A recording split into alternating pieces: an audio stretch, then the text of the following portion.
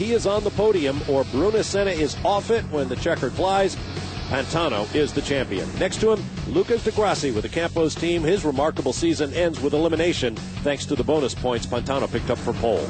Row 2 is all Team Arden. Sebastian Buemi just faster than his teammate Luca Filippi, both making their best starts of the year on a track where Arden, in fact, have won 4 times.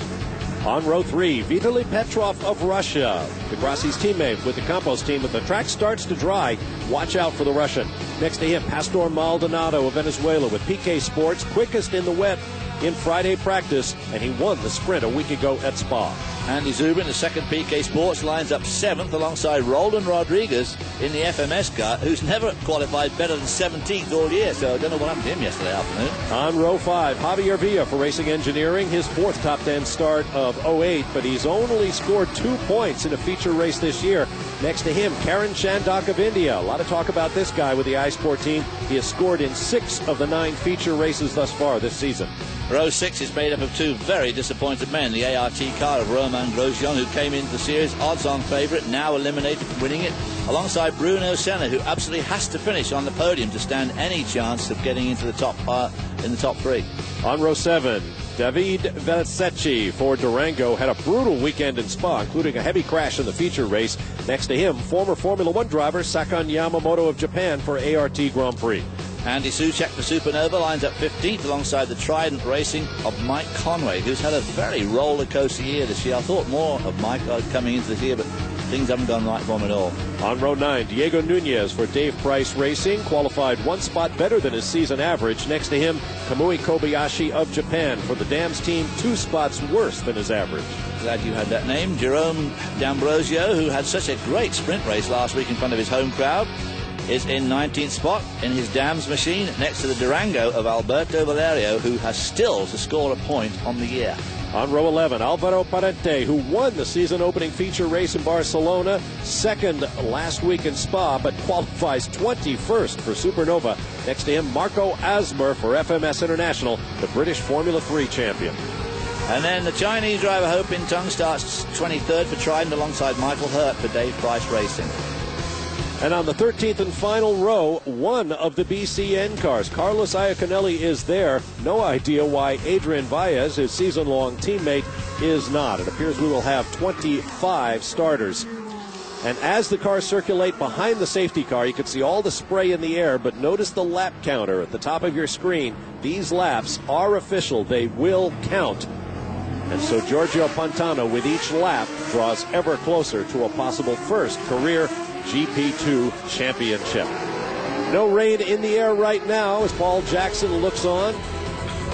Mr. iSport International, there's his man Bruno Senna, who has a lot of work ahead of him. We'll be back. Back at Monza, lights out on the safety car, but working the 3rd lap of 32 scheduled in the feature race. Final one for 2008 in the GP2 championship. Giorgio Pantano will lead the field through the Parabolica corner and onto the front straightaway. And watch how much water gets lifted into the air by these treaded, wet weather Bridgestone tires. Well, Giorgio Pantano in the catbird seat, really here with absolutely the only guy that can see anything, really. Lucas de Grassi can just get out there and see a little bit. As they come down to turn 1, there's a lot of standing water down here. Oh, boy, HC cars moving close together in that spray. Sakun Yamamoto.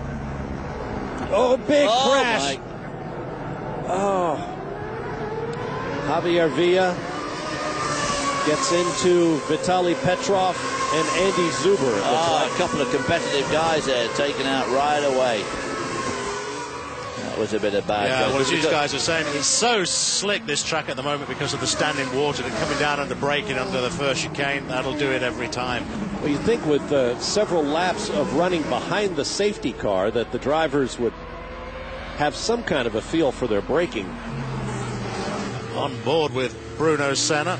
Romain Grosjean going by Bruno Senna. And it looks like it's starting to rain harder once again. We saw black skies in the distance, but it was nearly sunny as the safety car took the field around for 2 laps. Well, Bruno Senna can't let. Grosjean is out of the championship now. He can't win the championship after. Oh, somebody's off in the grass. A couple of cars. Bruno Senna is still in with a little bit of a chance, but he has to be on the podium at least. He has to try and get past his lap.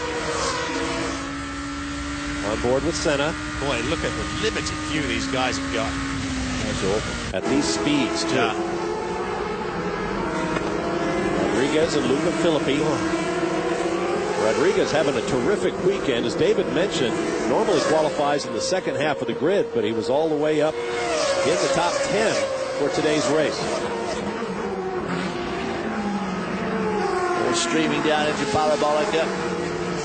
I was about to say, Sakan Yamamoto on behind the safety car suddenly pulled to the side of the track, slowed down, was gesturing wildly, not just because he's in Italy, but he was talking to his engineers. Evidently a problem.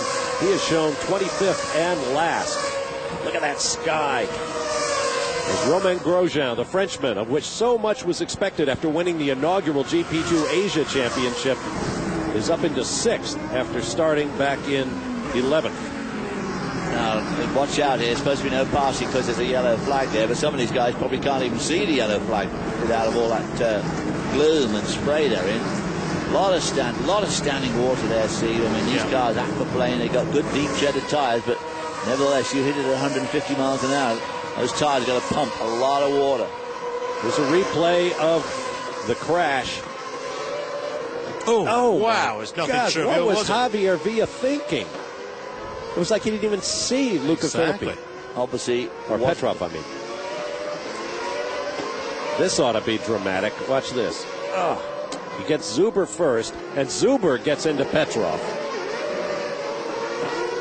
Well, that's one of those things where, you know, the totally innocent bystanders wiped out. Right. That quick shot there, the sky behind those trees is just as black as... Oh, there he goes again. Just never had a cat and mouse chance of getting that off. We're lucky only 3 cars heavily damaged in that. Yeah. And now the light is beginning to fail once again. If those black clouds are headed this way, this could get a lot worse. Maldonado and Buemi. Maldonado had a fantastic race 2 weeks ago in Spa in similar sort of conditions. Around the outside he goes. Yep.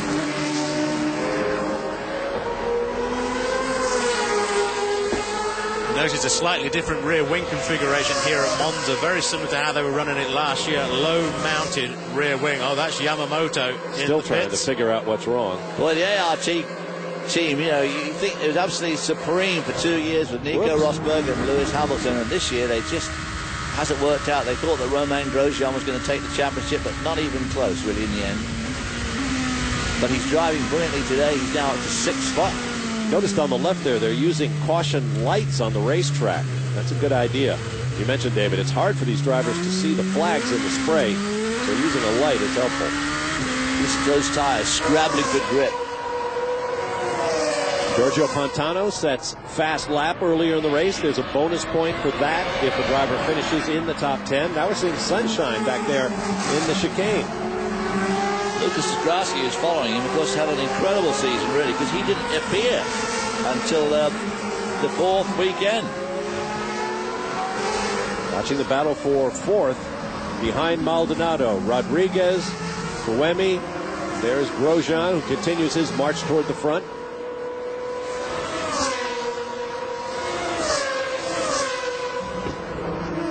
That sky I was talking about. Yeah. You get a sense there for the parkland environment here at Monza. It's an absolutely beautiful circuit. Been here since the 1920s. It's seen so much Formula One history and sports cars for that matter, including the Race of Two Worlds, which incorporated an oval track as well as the road course.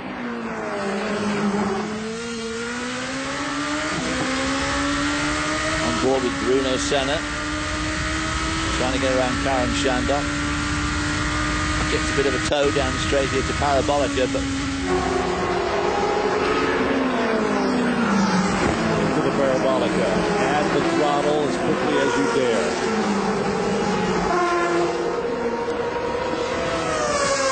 Karen Shandon lets Senna go through, his teammate. Senna, as we said, has absolutely got to get on the podium of this race.